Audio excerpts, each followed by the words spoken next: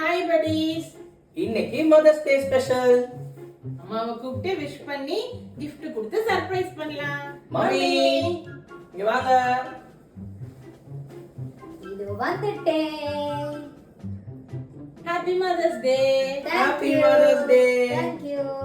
Open பண்ணி பாருங்க. இப்பே வா. ஒண்ணும் இல்ல. நாங்க உங்களை பிராங்க் பண்ணோம். இது என்ன? இதுதான் gift. வாவ், சூப்பரா இருக்கே இந்த சாரி. சூப்பரா இருக்கு. Thank you.